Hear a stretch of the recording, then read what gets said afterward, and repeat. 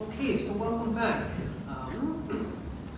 So the second part of the talk is going to be significantly different from the first. First part was a lot of me talking at you and hoping that a few things started to simmer in there. But now it's going to be a lot more interactive as we do part of what really attracted me to economics, and that was actually being put in economic decision-making situations and trying to understand what is going on in this that I've just made. And so before we hop into an experiment on Menti, I just want to sort of check and see how everybody's doing by posing a relatively easy problem. The problem is as follows. Suppose a banh mi in the Cafe Sudan costs $40,000. The banh mi costs $30,000 more than the Cafe Sudan. And the question is, how much does the Cafe Sudan cost? $10,000?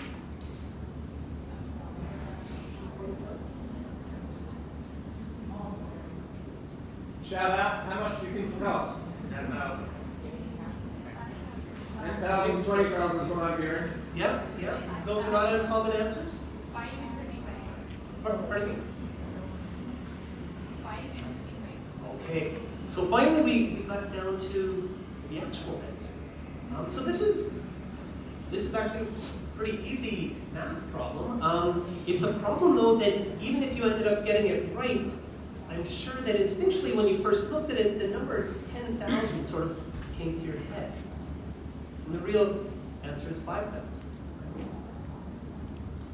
So we asked this question on a Cimigo survey to a few hundred people. 53% of them, so more than half of them, thought it was 10,000. Less than a third actually gave the correct answer. So what does this say about Vietnamese consumers?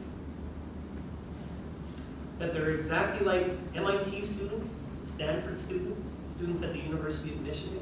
So this experiment has been done not with the banh mi and Cafe Sudan, but with a bat and a ball of all things, at a variety of top institutes in the world, including top institutes in STEM-related fields. So these are students who have strong analytical mathematical backgrounds.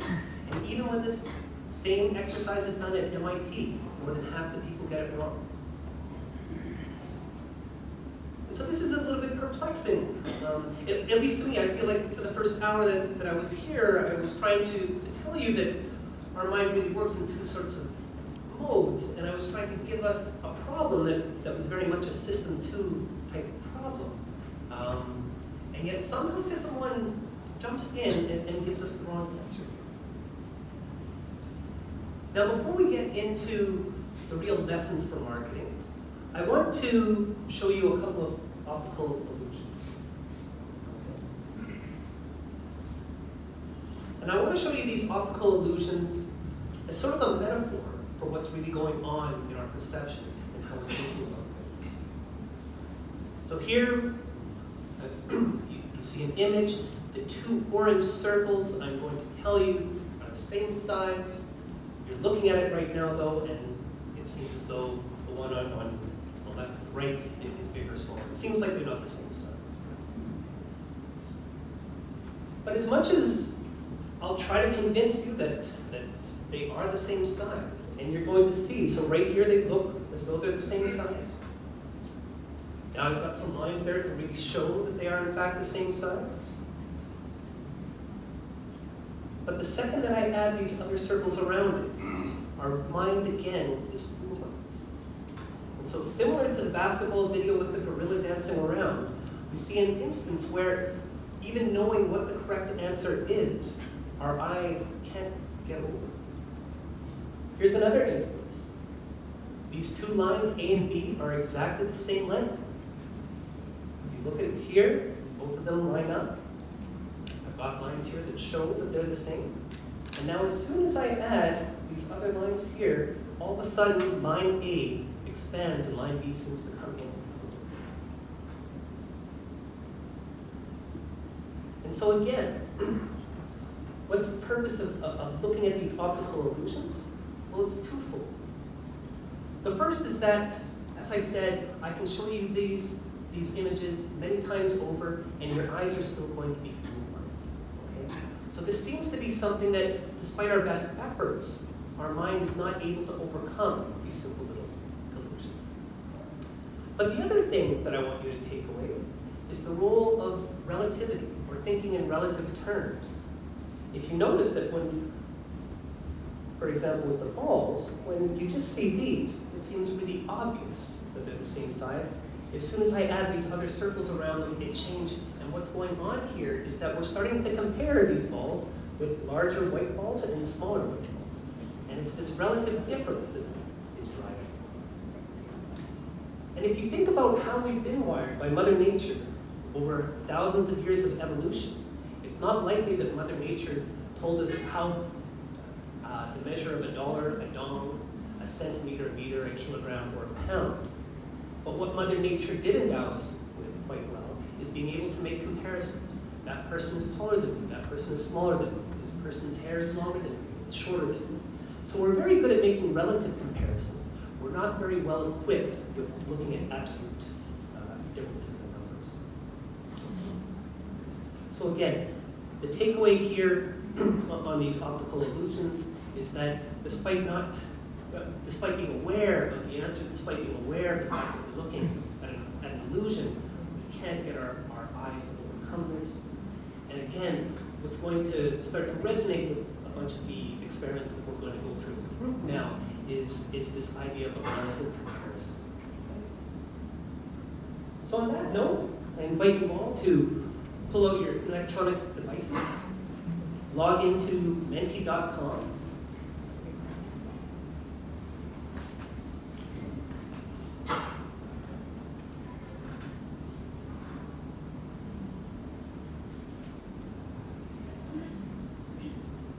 For those of you to my left, the code that you have is 236726. For those of you to my right, the code that you can use is 212482.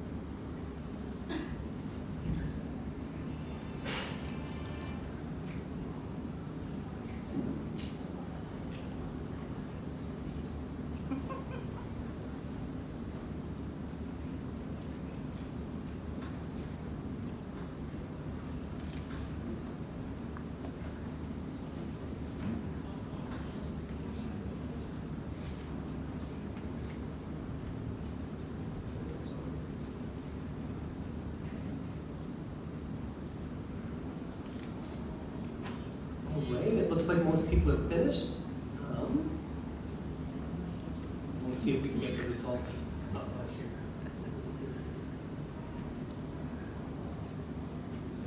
here.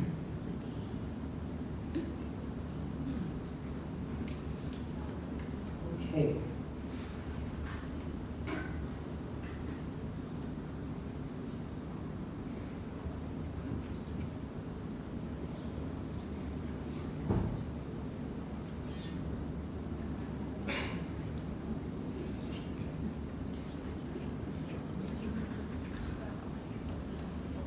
Well, without getting into the takeaway from this this experiment quite yet, it seems like we have a lot of very literate and book level with the numbers that decided to buy it.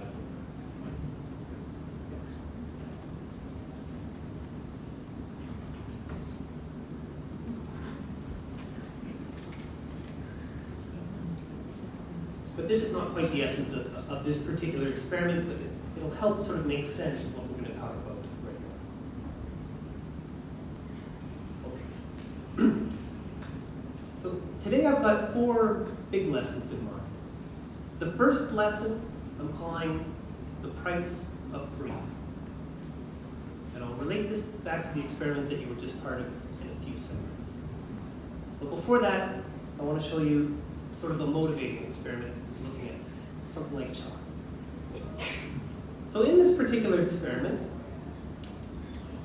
we had one group of people that were given the following options. For 15 cents, you can have a nice artisan chocolate, perhaps something made from a company like Peru. Or for 1 cent, you can get some generic, cheap little piece of chocolate.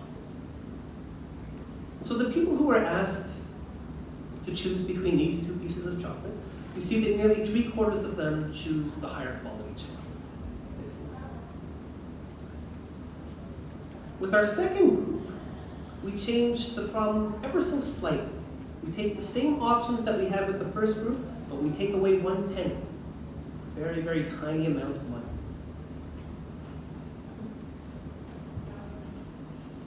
And we're going to ask ourselves, what kind of change do we expect to see? In neoclassical economics, we would suggest that there's going to be a slight shift towards the cheaper, or the zero, the free piece of chocolate. But we're not going to expect any massive change. We're expecting just sort of a smaller marginal change. But in fact, when we do go through this, and when this experiment was conducted, we again see almost a complete flip here. And so again, this is something very difficult to understand through the eyes of rational choice theory. This is a very, very big change in the aggregate behavior of all people who are in this experiment. But what it does sort of remind us of a little bit is that maybe System 1 is playing a little bit of a role again in the type of decisions that we're making. It's very difficult to start to rationalize how reducing a particular item by 1 penny is going to have people behave in such a different way. Now, this doesn't seem like the most realistic or useful of examples, but it's a great study that starts to highlight how having something free seems to trigger something, much in the same way that sexual imagery might work in advertising, but it triggers something in how we start making decisions. And it led to an experiment that is not unlike the one that you guys just did. So in this experiment, it was motivated by the author of the original, or the experiment I just showed you, another wonderful behavioral economist named Dan Ariely. Dan has written a bunch of really fascinating books. If you haven't heard of them, you should certainly check out. This one, The Honest Truth About Dishonesty, sort of starts to talk a little bit about how we lie to ourselves to tell ourselves that we're doing a good job. But the experiment that he ran here is he tried to sell his book, and he put 3 different price tags on, but the price tag was the same the whole way down. It was going to cost $20 for the book. But how he varied it is how this $20 was being accounted for. In the first treatment, the one that has an X over it on the top, you could either get the, you would pay $20 and get the book, but 10 of that was for the book and 10 was for shipping. The second option was $20 for the book and shipping was free. And the final one is that the book was free, but you paid a high price for the shipping. And so again, this is something that rational choice theory cannot explain. Each one of these options is identical. Each one of these options is costing you $20. Yet we see a huge difference in the uptake of what people are willing to take. And so if you start thinking about products that you buy or products that you sell, and start thinking about where there's room and flexibility in how this price is broken down, you start seeing that there are many different things or many different options out there that might sort of perk up customers' eyes a little bit. So when we ran a similar experiment to the one that you just participated here with Cimigo, we again find somewhat similar results. There's a wee bit of a dip with our middle group. Ms. Yang of Cimigo thinks that perhaps what's going on there is that people in Vietnam are really already used to having shipping or delivery being free, and so that doesn't really seem like a novel offer. I think what that observation really highlights, and something that we all want to pay attention to and keep in mind as we start going through more of these studies, is that context does matter, but we should try to be extrapolating the bigger principles here. So the principle here is not so much about what your shipping price is, but the mere fact that having certain elements of your price, of your final price being free, does seem to have a significant effect in how people react to it, their willingness to pay. So here's an instance where we're looking at a good, a consumable good, like a book. Now we want to ask if this could also exist if we're talking about a service. Okay? And so in particular, we're going to look at a bank, and a bank who's going to offer either a basic account that you can have or a premium account. And in this study, what we're going to do is vary how much you pay in the first year of having this account. So our first group has a flat fee every single year. You either pay $2 for your basic account or $4 for your premium account. We see that approximately 2/3 of the people prefer the premium account. In our second two groups, groups B and C, we're going to have a tiny little manipulation for either. Group B is going to give you a discount in the first year. You get to use this product for free in the first year. Group C is going to do the exact opposite. They're going to charge a premium in the first year. And so before I unveil the results here, I want you to think hard about what might be going on in a consumer's mind when they're faced with these options. And try to think about what the role of having something free might be playing in their mind. Without giving that away, it's maybe not exactly what we intend. So what happens when I give you a free first year? When that first year is free, now we see that seemingly both accounts seem to be about equal as far as their attractiveness. We see approximately half of them choosing the basic account and half of them choosing the premium account. We're assuming here that the bank would prefer if its customers chose the premium account. And here's an instance where we're trying to attract in more customers by giving them something free, but in doing so, we're not getting perhaps the desired result. So let's then see what happens when we ask people to pay this premium in the first year. What we see here is that similar to what we saw with Group A, but even more so, people self-select into preferring the premium account as opposed to the basic account. So this seems to be a little bit in conflict with what we just saw with the chocolate study, with the book study, about the role of free being good in promoting more sales. Here we're seeing that free perhaps is not promoting the sales or the choices by consumers that we're hoping for. Okay. So what does all of this mean?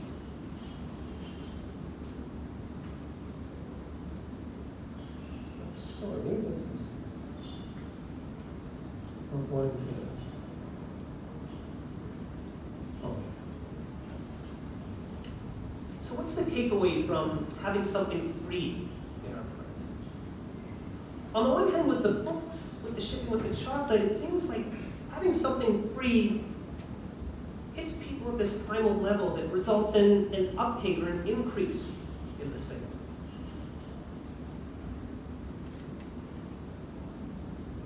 But we want to bear in mind that this particular example is also looking at a good, a consumption good that is finite in its time. The chocolate, we eat it, it's done. The book, we read it, and it's done.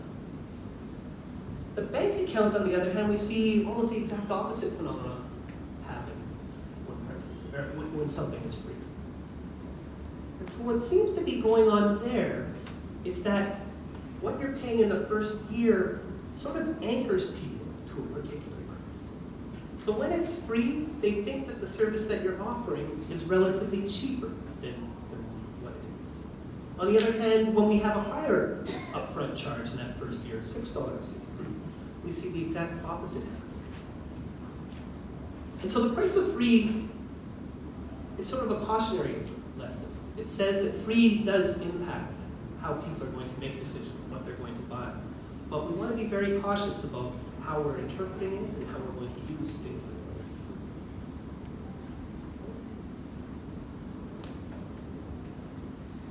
free. Which brings us into our second lesson. Our second lesson looks at choice, the amount of choice that we have out here. And the price that companies may unassumably be incurring by not being aware of what it is that is impacting decision making when it comes down to the amount of choice that's available. This in turn is something that's really sort of conflicting, again, with rational choice theory. The idea behind rational choice theory is that people know what they want. And we all want different things, we may all want different things. And the best world out there would be a world that had an infinite amount of choice so that there would always be something for each of us, no matter what our preferences were. The study I'm going to show now, though, is going to go completely in conflict with that. And it's going to say that maybe having too much choice is not always best for us. And maybe having too much choice is not what's going to lead to more sales. And to do that, I'm going to look at a really sort of famous study that was looking at selling jam, something that you put on your bread in the morning or at night, and how the amount of choice available in jam is really going to have a huge impact in the amount of jam that's sold. So this experiment doesn't take place in a lab, it takes place in a grocery store. In this grocery store, there is a display section with jam. One of the display sections has only 6 jams to choose from, the other one has 24. When you walk by these displays, there's a person working there who's offering you the possibility to try as many jams as you want. And in stopping by, they also give you a little coupon that gives you a $1 discount should you choose to buy jam. And so what's going to happen in such a situation? On the one hand, we might think that a large display is the attractive one. It obviously is going to have at least the jams that's in the 6 jam group, but perhaps more, and perhaps that more is going to be what we're really looking for. But how's that really going to affect our sales? So here's what the punchline is from this study. What we see is that, yes, indeed, having a big display, having a lot of options out there, does do a better job at catching the eye of a customer walking by. So we see here that when there are 24 jams on display, 60% of the customers walking by were willing to stop. When there were only 6 jams, only 40%. But what is it that we really care about? What is it that we're concerned with when we're trying to advertise in such a way? It's not so much how much free jam we can give out, but it's how much free jam ends up resulting in people buying jam. And here's where the really shocking result is that despite 60% of people stopping and selecting many jams from the 24 jam booth, at the end of the day, only 3% of them end up buying it. On the flip side, while slightly less than half people stop by at a smaller display, of those people, nearly 1/3 of them end up buying jam. And so this sort of is counterintuitive to a lot of what we see in various grocery stores or retail outlets, where the idea is to really be showcasing as many of your products as you can. And this study sort of highlights the fact that perhaps that's not the best strategy. Perhaps there's something else that's going on in our heads, not just looking for the best jam that we can have, but just to be able to make a decision on jam. So at that point, I would like to ask you to pull out your mobile devices one more time.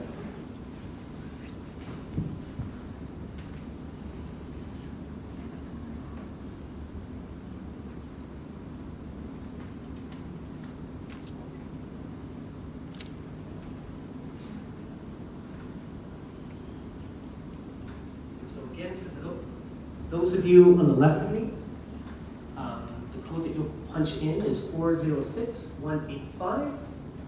For those of you on the right of me, The code is 516772.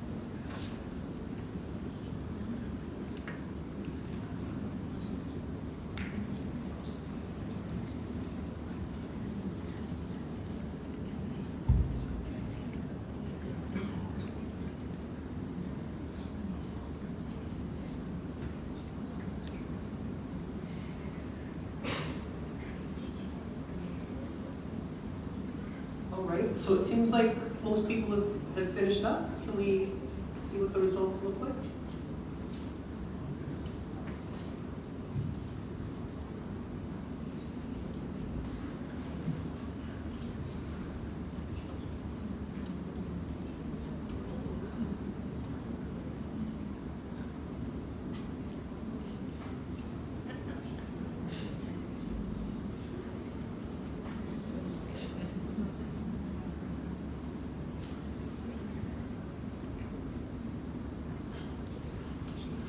So the choices you guys were asked to make were between one of two mobile phones. And while the results here are not as strong as what I'm about to show you, we do at least see that there seems to be a bit of an impact in what your menu options are. Whether you're choosing between a Samsung and a Xiaomi, or a Samsung and an Oppo. So let's get into that a little bit. So before getting into the original study, let's just take a look at some of the results that came out of similar work that Cimigo's done here. So Cimigo showed a bunch of survey participants, similar types of questions or decisions that you guys just made. So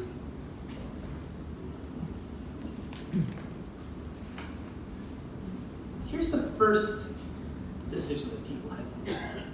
It was just whether they would buy a Samsung Galaxy A80 if it was discounted approximately $2 billion.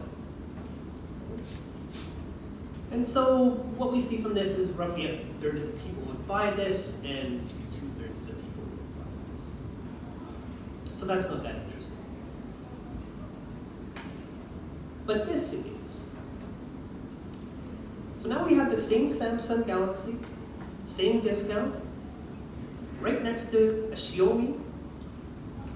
Both are at similar price points, both have similar discounts, but the results change in a way that, again, doesn't line up with what we would predict a rational consumer would do.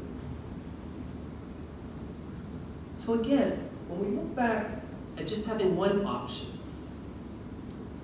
a third of the people said that they would buy it.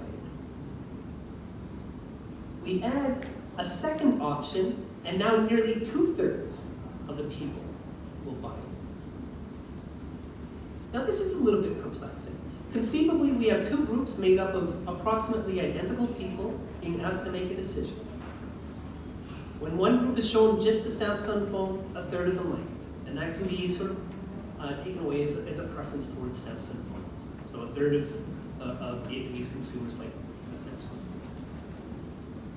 But how is it then when we add more choice that now all of a sudden people almost double their desire to have a Samsung? That here is what the interesting result is. And what it starts to highlight is the role and the importance of the choices that we present to people. So let me show you the original study that was looking exactly at this. This study is slightly dated, and so we're not looking at mobile phones. Mobile phones didn't really exist at the time, but we were looking at MP3 players. And the same sort of idea came about. We start off with a single MP3 player. This one's by Sony. We have a relatively modest discount on it, and similar to the results that Cimigo had, we see a chunk of people who would like it, and some that would pass. Now in another group, we add an iPod. The iPod's very different from the Sony MP3 player. For starters, it's nearly 3 times the price, although it's discounted, and if you do the calculation, the percent discount is the same. Now what happens here that's really quite interesting is not so much that fewer people buy the Sony and some people buy the Apple. That seems understandable. What's interesting here is not what is bought, but what is not bought. So group A, a third of them, 34%, decided that they didn't want to buy when they only had one thing to choose from. And now we give them 2 things to choose from, and nearly 50% decided they don't want to buy. Now this is what's perplexing. You would think, intuitively, with more options, we're going to be able to attract more people to buy things, but that's exactly the opposite of what we see here. Similarly to what we just saw with the experiment that you guys were part of and that was run at Cimigo, when we change what these options are, we see a huge change in behavior. So now we've got our Sony MP3 player, and we've got some generic MP3 player of a name, of a brand that's not recognizable, of a price that's right around there. And what we see now is a huge uptake in the Sony, and a huge decrease in those who are deciding to wait and not buy anything at all. And so again, this is a really sort of interesting phenomenon when we start thinking about it. Intuitively, we always think that providing more choice, more selection is going to make things easier for people to make a choice. But the JAM study certainly shows that that's not true. And what we see out of the study with the MP3 players and with the mobile phones that you were all just a part of is that even when we pare it down to kind of the smallest menu options that we can imagine, just choosing between 2 different phones or MP3 players, which 2 phones and which 2 MP3 players that are shown to you have a huge impact on your willingness to buy and what you do buy. So again, in summing things up, from the JAM study, we saw that having a booth with many jams on display does attract a lot of people. But having a lot of choice while attracting a lot of people does not lead to a lot of sales. In other words, sometimes more or less is more. With the MP3 players and the mobile phones, we see that when people are faced with a difficult comparison, the Sony MP3 player and the Apple iPod, that the more challenging this decision is, the more challenging it is to compare things, the less likely people are to end up buying. Which brings us to our final experiment of the day. So I'll ask you just this one final time to pull out your phones.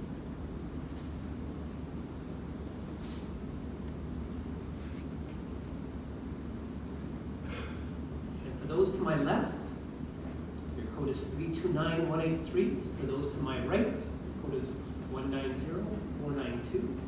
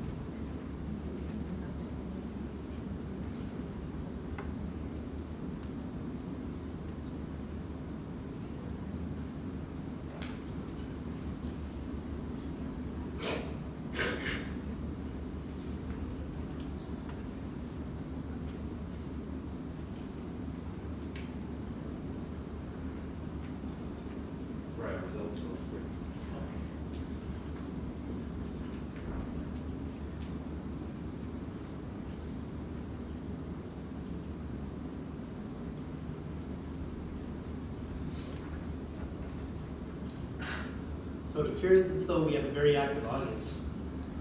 Everybody seemed most keen on taking the fullest of gym memberships offered. But let's sort of unpack this a little bit to understand what was really going on here. Let's also remember that anytime that we're conducting an experiment, that our results are based on the sample that we have. And sometimes all of our samples are not quite generalizable the way the results I'm going to show you.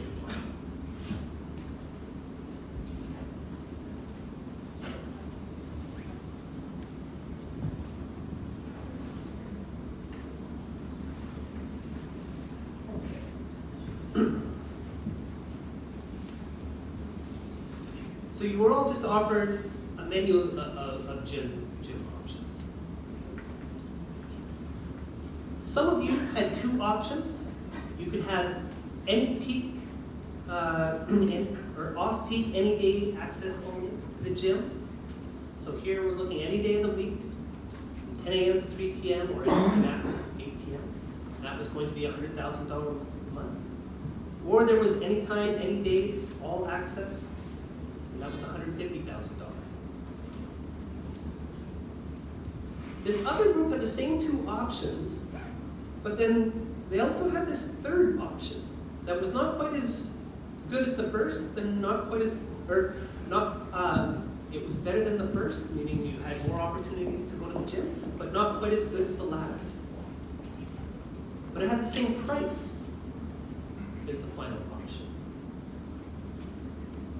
This again is something that rational choice theory thinks is really quite absurd. We've got something that is completely dominated as a menu option, so why should we bother having it there? In other words, for the column on the right up here, this middle option should not be available. The middle option is not as good as the final option. They're the same price, and so it shouldn't be there. But what we see from the results in Cimigo suggests on the one hand, perhaps there was a little bit of misunderstanding with what was being offered here. But we do start to see that there's more of an uptake for the more expensive gym membership. So this brings the third lesson to marketing out there.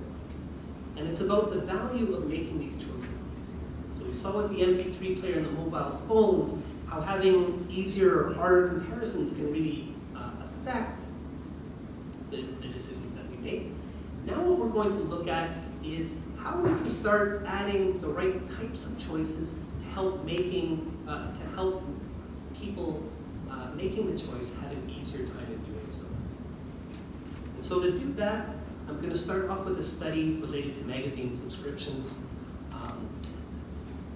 This was a study conducted by an economist, so it should come at no surprise that the magazine that we're going to be talking about is The Economist.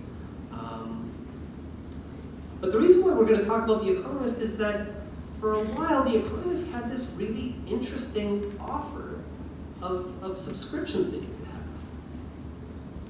There was a period of time, roughly a decade ago, that if you had bought The Economist magazine, you were given the following three options on what you would like. You can get their online subscription for just under $60. You could get their printed subscription for $125. Or you could get both the printed and the online subscription for $125. And I can see with some of the looks on your faces that this seems like a silly thing to do. Why would a magazine offer these types of subscriptions? In particular, a magazine that's called The Economist that should be thinking about economic decision making. Why would they put something like this up there?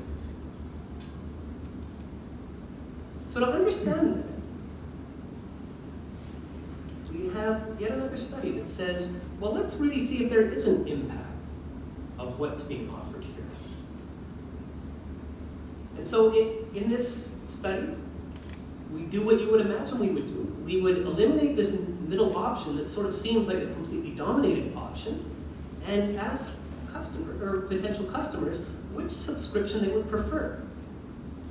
So in group A, that only sees the online version for $59 and the printed online version for $125, more than 2/3 of them prefer just the online version.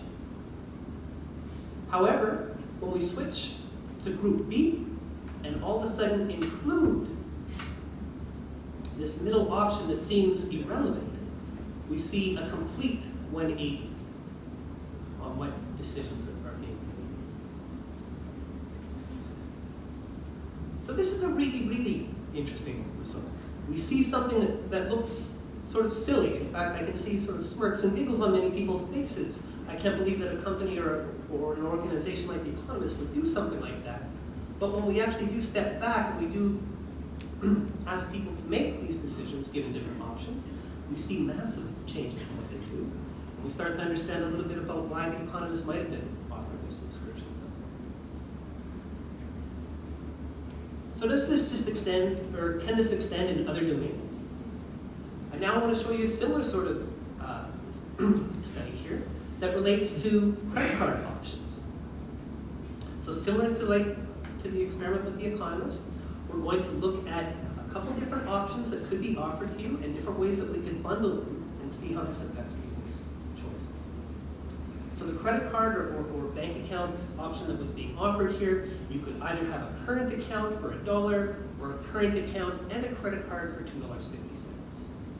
And while we see that there is a preference for the current account and the credit card, it's not a huge difference in the uptake.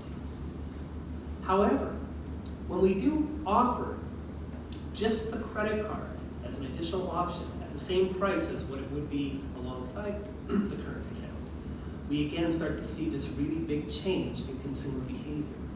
All of a sudden, the idea of having a current account and a credit card becomes that more appealing. And so again, we start asking ourselves what's going on in our head when we're making this decision. And again, we start seeing evidence of system one lurking in the background. Not doing anything that we seem to be aware of, but certainly pushing us in a different direction of the choices that we end up making. So what did we learn here? We learned that sometimes offering people something that should be completely irrelevant is not irrelevant at all. In fact, it's something that can make the choice that we're about to make seem that much easier. All of a sudden, we have something to compare things to that is a little bit more obvious and entices us to make purchases that we otherwise wouldn't have made. And we see that having easier choices is what leads to more sales. And for those of you in retail or those of you who are selling products or services, this is completely something that you have control over. In fact, now you're starting to find more and more organizations that will either have units or at least someone that they refer to as the choice architect. The choice architect is the person who's putting together what your subscription options are going to be, what the gym membership options are out there. And it's taking studies like these seriously and trying to understand what is it that triggers our clients and our customers to make the choices that they do.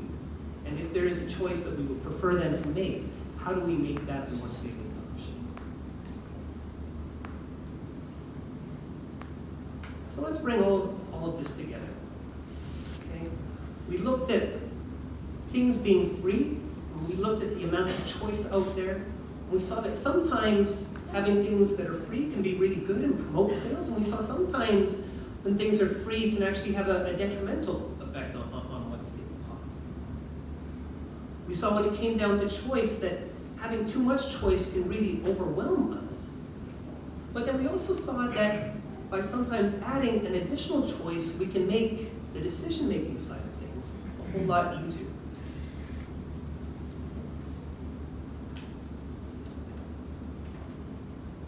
So I want to come back to the very first experiment that we did. This is when you were asked to choose between orange juice or beer at a corner store or at a resort.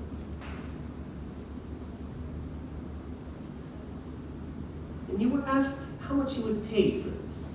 And you came up with a number. But did anyone here stop and think about where that number might have come from? presumably it came from some experience that we've had, either buying orange juice, being at a resort, doing something related to the question that's being asked of you. And so then the real question that we have here is, how do we remember this experience? And what is it that we remember about this experience? This brings us to a really interesting story about how the brain works. So while I've been telling you about System 1 and System 2 this whole day, another big part of what's going on in our mind is how we remember the experiences that we go through. And how what we actually experience is often very different from what we actually remember. To illustrate this, I'd like to bring up an uncomfortable moment in some men's lives. Everyone knows what a colonoscopy is. I guess we've got our translation here. So presumably this is not a very enjoyed experience by men.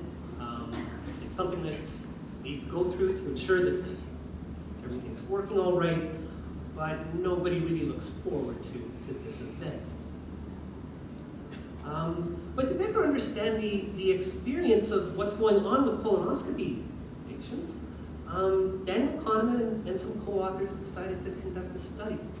And it's a weird study, maybe a little bit perverse study, but the lessons from it are huge. So here's what they did. Well, people were experiencing their colonoscopy. Every minute, they were asked to say what level of pain they were experiencing. And this pain was on a 10-point scale. So every minute, you're reporting what level of pain or discomfort that you're in. We've got two different patients here. And the question I want to ask you is, if you had to be one of these patients, who would you be? Patient 1 or patient 2?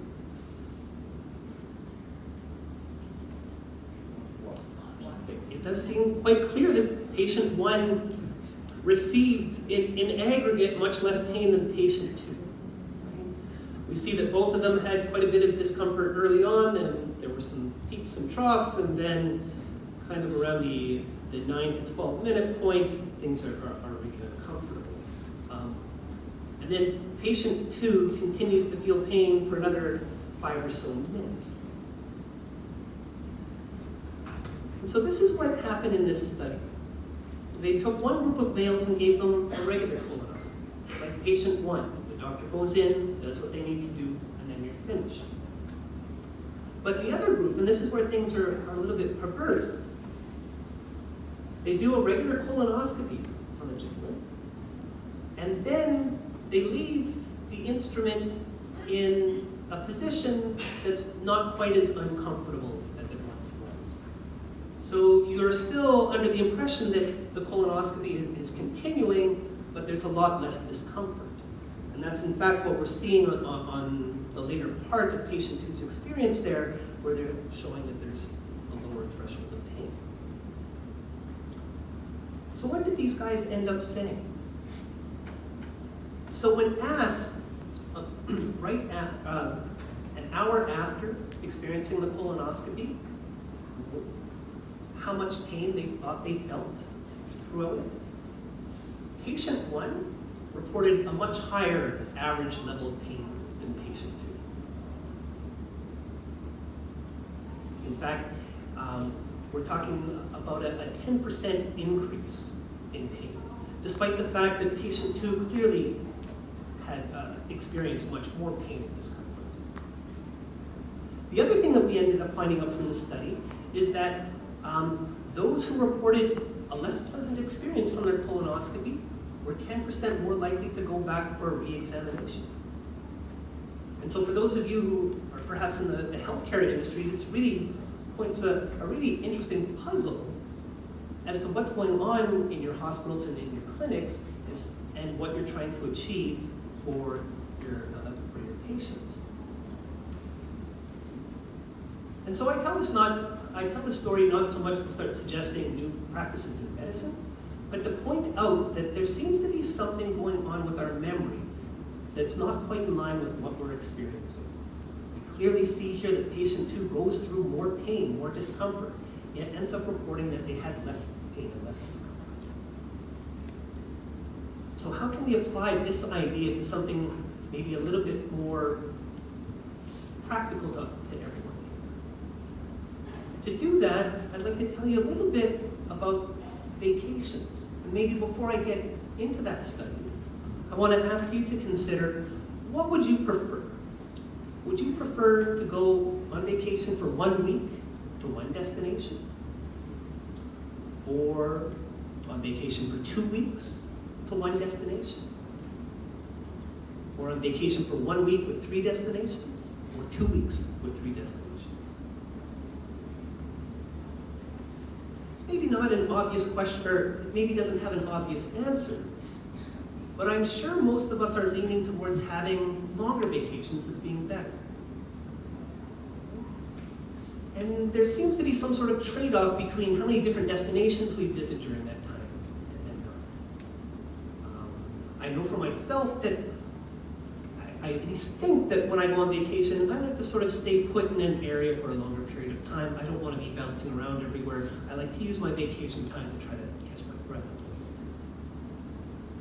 So that's in fact what this next study went into. So this study took a group of people and put them on vacations that varied between 4 and 14 days. And every day they were asked to write a little entry in a journal, recording what they've done and how happy they were with their day, how happy they were with their experience. They were then asked a month after their vacation to recall their vacation and to put down a number of that represented their happiness on their vacation. And so with all this data, they started to analyze it, and they started to ask the question, what is it that leads to people having a higher perception of what their vacation was? And what they found is that it had nothing to do with length. People who were on 4-day vacations were just as happy as those on 14-day vacations and everywhere in between. Now there was a lot of variation across people, and so what they ended up finding out is that what ended up driving your perception the most of this vacation are your high points and your low points, your first touch of the vacation, and that last touch of the vacation. And certainly when we go back to the colonoscopy example, we see that that last touch seems to have a really important impact on what your memory is.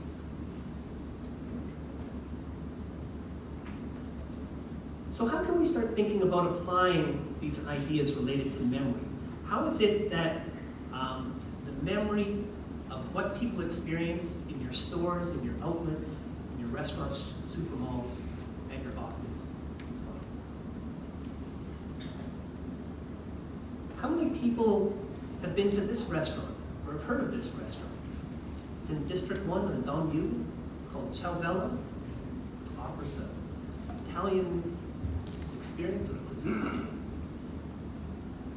I want you to think back, for those of you who've been there, what do you remember about your visit to Ciao Bella? I've been there a few times, and I can't tell you off the top of my head what I had ordered and what I had eaten. But one thing I can tell you is that the second that you walk into this restaurant, you're greeted with a glass of sparkling wine. You're sat to your table, and you're put, and some bread along with some dips are put in front of you. This is all before you've even seen a menu or even thought about what you're going to eat. So that first touch in the restaurant is quite special compared to many other restaurants where usually you're brought to your table, you're given a menu, and you start deciding what you're going to have. So then at Ciao Bella, your experience goes on the way it would at any other restaurant. You do get your menu. You do make decisions on what you're going to eat. You eat your food, you drink your drink, presumably like it on some degree. But then here again is where Ciao Bella comes back and really starts to take advantage of trying to manage your experience. Before presenting you with the bill, they give all the ladies at the table a lovely flower bracelet, jasmine flowers, and they also bring everybody at the table a little aperitif or digestif of limoncello. And so I remember my first my first visit there, walking away going, wow, what a great restaurant. I really enjoyed that meal. I've now had a chance to try food all around Ho Chi Minh City, and there's amazing food everywhere. But this experience at Ciao Bella really sort of stood out to me. And I started asking myself, why do I think of that restaurant compared to many other restaurants that have great menus, great food, great ambiance, and all the rest of it? What is it about this restaurant experience that's really sort of stuck with me? And it's exactly this. It's exactly the fact that when I first walked in, something special, something unique happened, something sparked my mind. And just before I was about to leave, they did the exact same thing. A little thank you for coming here, a little gesture to their clients. And so it's those types of ideas that I find really kind of important to start thinking about when we start asking what is it that we can do for our customers.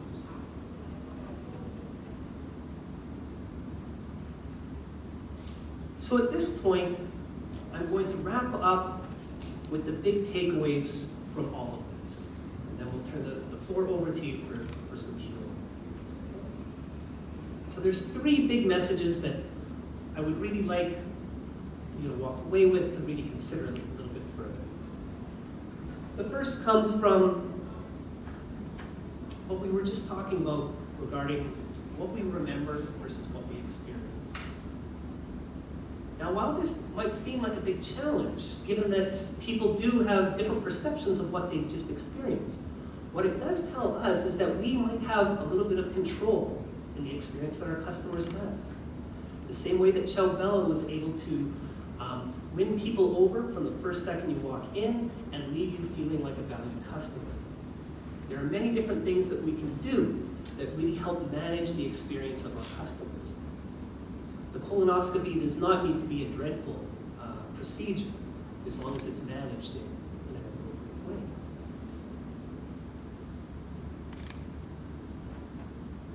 This leads to a bigger aspect of considering our customers. So we are often told to put our customers first, to think about our customers and our clients. What I'm hoping that all these studies and all these examples have sort of tried to illustrate is that we need to really get deep down into understanding what's going on in our customers' minds. We need to think about what options we're presenting in front of them. We need to think about the prices that they're seeing. We need to think about the visual stimuli that they might be confronted with. All of this in trying to understand what exactly is driving behavior. We've seen some interesting results, but some of them that seem to conflict each other a little bit. We saw a study that showed us that having something free within our price somehow triggers people to want to buy things more. But we also saw how having something free can act as an anchor and in fact makes it challenging for us to increase our prices over time. We want to keep all these things in mind when we start considering different aspects of how we would market our products and services, and where it all starts and where it all comes down to is our customers first. And the final thing that I hope came through with a lot of these examples is the need to experiment. So while I hope that there have been some suggestive ideas presented here, I don't want people to walk away thinking that these are truths etched in stone that transcend time, culture, people. I do hope, though, that some of the ideas here perhaps trick you to start thinking about how you could experiment with your own product services, whether it's from the price side, whether it's from the experience side. Regardless of what the takeaways you have from the different studies that have been shown today, the need to consider how we would test these things, how we would experiment to determine whether in fact we are getting the benefits that we're looking for, I think is a very, very important thing to keep in mind. That without being able to test and to see what the data has to say, that a lot of these are just some interesting ideas that perhaps might work, but it's not until we take things a little bit more seriously that we can start to understand the greater implications of them.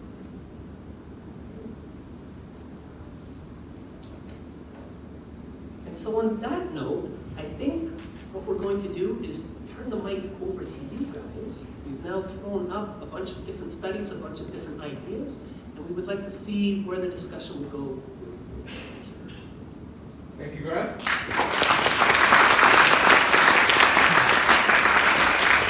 Ladies and gentlemen, please, any questions? And anyone who asks a good question gets a prize. So if you've got a question, please raise it. And I won't be able to answer it, but Graham will. Graham, just a question. Have you done much work with the old style direct marketers? Because the old style direct marketers will use this concept all the time because they get a whole series of options and they take those options and they go and test them. And then, over a series of very short time, they quickly know that's the one that will work and I will go with that. I think Graham's too young to remember old style direct marketing. Thank you, Richard. I'll take a compliment when I can. So, first, no, I'm not familiar with that. What I would be interested in seeing, though, is if they started to consider some options that might not seem like good options. For example, with the magazine example with The Economist, I wonder where the initial idea came to include such an irrelevant option came from. And so, while you're right, we can actually systematically write down all the different choices out there that people could be making, or all the different menu options that they have. I would wonder if in such a manner you would still be considering some of these kind of weird options that we could include there that might sort of heighten things up. There's a lot of e-commerce sites who can benefit from the knowledge that the old direct marketers had, the catalog marketers of their time. Thank you for your question, sir. You'll be tested later. I suppose I probably should have caveated all of this by saying I don't have a degree in marketing. My undergraduate degree is in mathematics and computer science, and then I did graduate work in cognitive decision making within an economics department. But I do have really a lot of interest in seeing how some of the findings from the lab are really starting to impact the world that we live in. I'm sure that there will be a lot of very interesting case histories that will be available from old direct marketing associations that are still around that will probably dovetail with a lot of the work that you presented today. I'd certainly be interested in seeing that. If they're still around. Yeah. If I'll have to go and see the science. Okay. Please. Okay. Thanks. So one of the points you showed was that unique to Vietnam, perhaps free shipping didn't increase sales because there is so much free shipping already. Are there any other unique Vietnamese experiment results that you would be surprised by? Great question. Thank you. I think what is unique to Vietnam is the extraordinary, as a Brit or an American, is the price knowledge that exists in this country is staggering.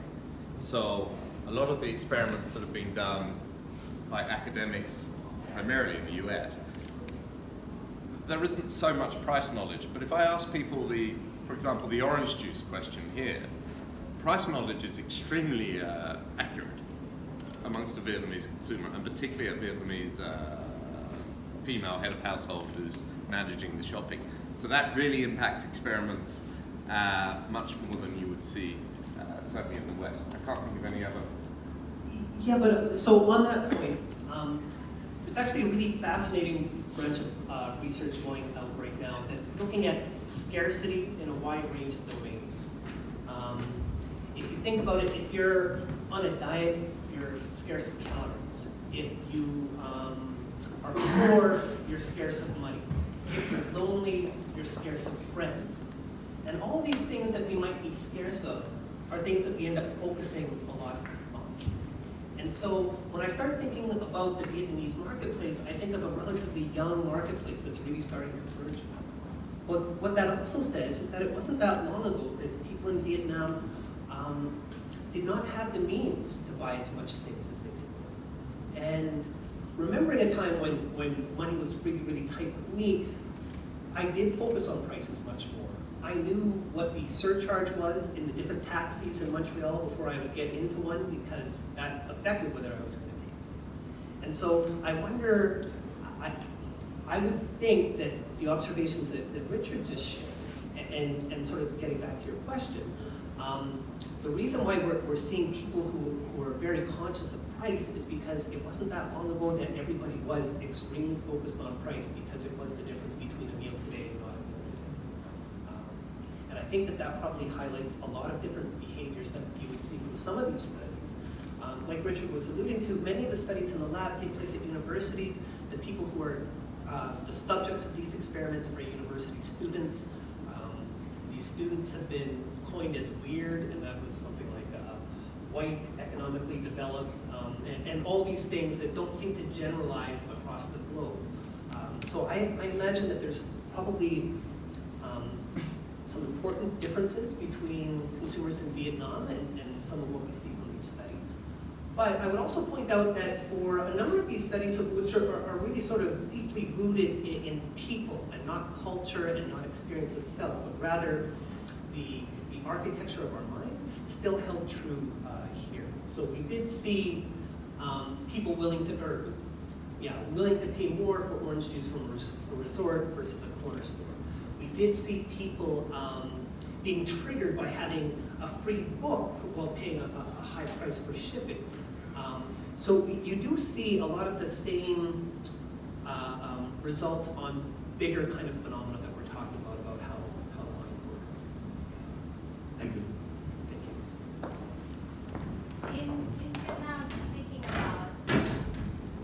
In Vietnam, I'm just thinking about supermarket context where there are a lot of choices. Like there's a new product, there's a new brand, maybe every week or every month. So for marketers here, which one for you is the top 3 bias that you think would help us win in an environment like retail, like in a supermarket? So here's the challenge, right? There are many competing supermarkets out there. If you're only carrying 3 varieties of any given product and your competitor is carrying dozens, it almost makes your supermarket seem inferior. So I don't think the takeaway message here is to not offer a wide selection in your supermarkets. But I think when it comes down to putting on promotions, to trying to attract people to make certain purchases, that we want to focus in on things that will drive what we're trying to get, which are more sales. So by no means am I suggesting that we should not have a supermarket that has 26 different jams being offered, but I think when that supermarket decides that they do want to promote jams or trying to increase sales in jams, what they want to reconsider is the size of the booth that they set up and what's presented in front of you. I think there are always ways, whether it's the way you frame the choices or the shelf position or the gondola position in the case of jams, that can help nudge people towards decisions that you as the retailer or the brand owner might want to nudge them for. And that's probably your highest margin product. So it's certainly possible, but it's complicated. One more question?